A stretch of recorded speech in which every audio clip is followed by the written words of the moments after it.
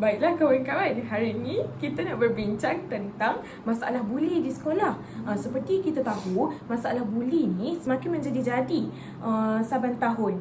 Jadi, mengikut dapatan yang saya kaji, buli ni boleh ditakrifkan sebagai pendedahan seseorang individu kepada tindakan negatif oleh seorang atau lebih individu lain secara berulang dalam jangka masa yang panjang.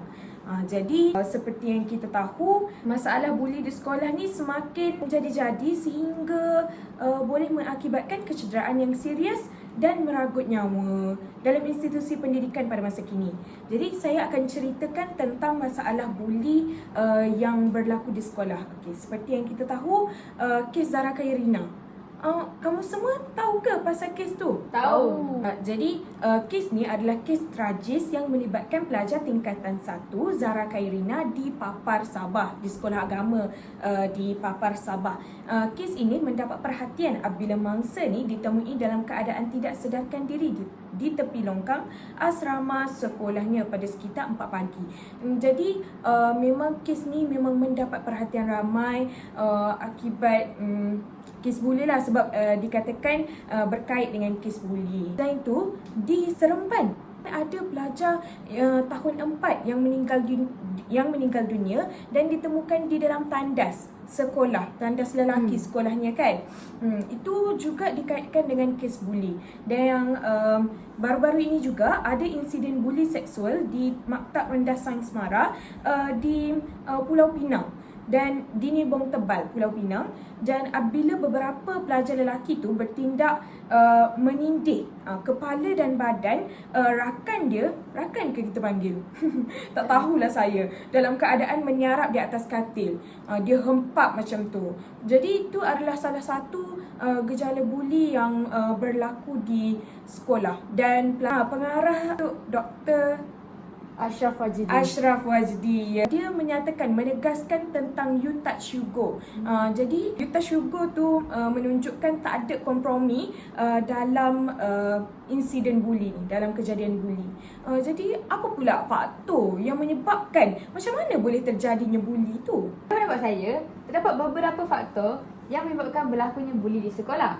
Antaranya ialah pengaruh rakan sebaya. Itu yang pertama, kerana pelajar ingin menunjukkan kuasa atau kehebatan diri mereka sendiri. Contohnya mereka ingin dihormati atau disegani rakan-rakan sebaya yang lain. Jadi mereka ingin menunjukkan kuasa dengan membuli rakan sebaya mereka. Jadi itu tidak sepatutnya terjadilah. Yang keduanya, latar belakang keluarga juga memainkan peranan. Contohnya seperti ibu bapa. Contohnya kalau bapanya pernah menjadi kaki buli di sekolah dulu, jadi anaknya pun turut menjadi kaki buli. Kerana apa? Kerana dorongan bapanya sendiri. Ajaran lah. Ya, ajaran dari rumah. Ya. Mereka anggap macam buli yang dilakukan oleh bapa mereka tu dapat disanjung oleh orang ramai. Jadi itu pemikiran yang tak sepatutnya wujudlah. Ya, contohnya pelajar yang kurang mendapat perhatian atau kasih sayang pun salah satu faktornya juga. Dalam keluarga, mungkin dengan buli orang lain tu cara mereka luahkan perasaan mereka atau lepaskan geram kerana mereka mempunyai masalah di rumah, jadi mereka membuli kawan-kawan yang lain. Akhir sekali, pengaruh media sosial dan kekurangan kawalan disiplin di sekolah turut menyumbang kepada masalah buli. Jadi contohnya seperti video-video yang viral di TikTok maupun medsos yang lain, contohnya macam video buli dan sebagainya, mereka mengambil itu sebagai satu benda yang hebat atau satu benda yang orang kata tertarik dengan gejala aksi-aksi tu kan. Aksi-aksi tu, mereka rasa macam aksi-aksi ganas tu sangat hebat lah kalau mereka lakukan. Jadi mereka pun terpengaruh dan membuat aksi-aksi tersebut. Dan saya tertarik jugalah tentang aksi tadi tu kan. Seperti yang kita tengok, ada filem Kaha Kapla High Council. Ya, betul. Tu dia memang menjurus kepada aksi-aksi dan adegan buli di sekolah. Dan seperti dinormalisasikan kan? Betul. Kejadian buli ni? Ya, betul. Pada pendapat saya tentang filem tersebut, sepatutnya kanak-kanak tak perlulah tengok filem tersebut kerana seperti pengalaman saya sendiri, adik saya cerita di asrama mereka, mereka mengamalkan konsep ataupun prinsip KAHA dan KAPLA dan mengaplikasikan dalam kehidupan harian mereka sampai ada yang dibuli dan sebagainya. Jadi mereka anggap selepas tengok filem tu mereka terinspirasi untuk membuat aksi-aksi tersebut. Jadi itu perkara yang sepatutnya tidak berlaku lah. Ya ke? Memang sangatlah teruk ya. Dan saya juga tengok kaunselor berdaftar Puan Nurliza Ahmad dalam petikan Sinar Harian. Dia mengatakan segelintir murid ni memang gemar untuk tunjuk mereka ni berkuasa dengan menindas rakan lain bagi menutup kelemahan diri. Sebenarnya diorang nak tutup kelemahan diri je. Sebab tu diorang nak menunjukkan kuasa, tunjukkan mereka ni berpengaruh kan. Jadi benda ni memang perlu dibendung lah. Betul. Jadi kita boleh tanya kawan kita macam Apakah mana nak cara untuk membendung. peranan siapa yang baiklah. Seperti tadi rakan-rakan saya telah menjelaskan tentang isu buli, apa isu buli yang terkini di negara kita, dan juga rakan saya juga telah menyatakan apakah faktor utama kepada terjadinya gejala buli ini.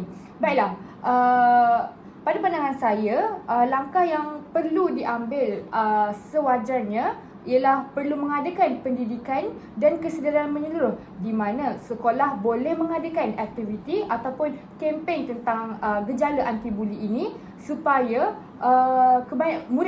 kebanyakan murid-murid pada zaman ini dapat mengambil iktibar serta kita boleh kata menjadikan salah satu langkah awal supaya mereka tidak terjerumus dalam aksi-aksi ini.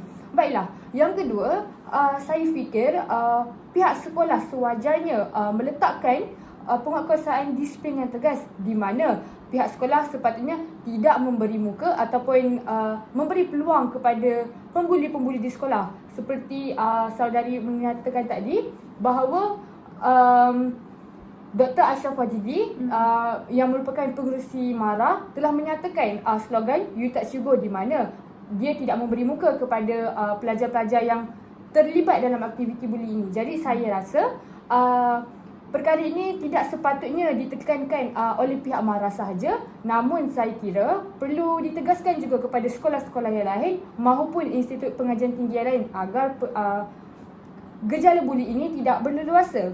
Yang kedua, saya rasa yang saya kira peranan ibu bapa merupakan peranan yang paling penting sekali untuk menggerakkan anak-anak mereka tentang apa itu buli.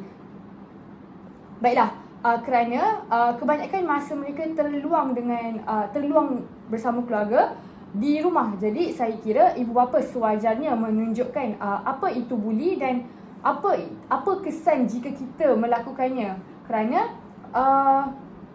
apabila ibu bapa telah menasihatkan serta menceritakan kepada anaknya, saya pasti mereka akan berasa takut untuk melakukan buli ini kerana tindakan yang akan dikenakan oleh kepada mereka akan menjadi lebih teruk. Baiklah, seterusnya guru kaunseling juga perlulah memainkan peranan yang sangat penting semasa di sekolah agar di mana memberikan sesi kaunseling oleh pembuli-pembuli tersebut agar mereka tidak lagi terjerumus dalam pembuli ini, dalam gejala buli ini.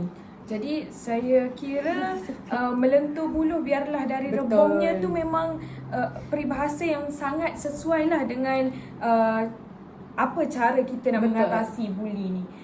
Saya nak kongsikan juga, saya ada tengok tentang pelaksanaan program KIVA yang dijalankan oleh penyelidik di Universiti Turku, Finland, yang bermaksud menentang buli. Jadi seperti yang saudari katakan tadi tentang program anti buli di sekolah. Jadi kita juga boleh menerapkan tentang amalan menentang buli ni dengan menerapkan pendidikan nilai, seperti contoh nilai murni dan sebagainya.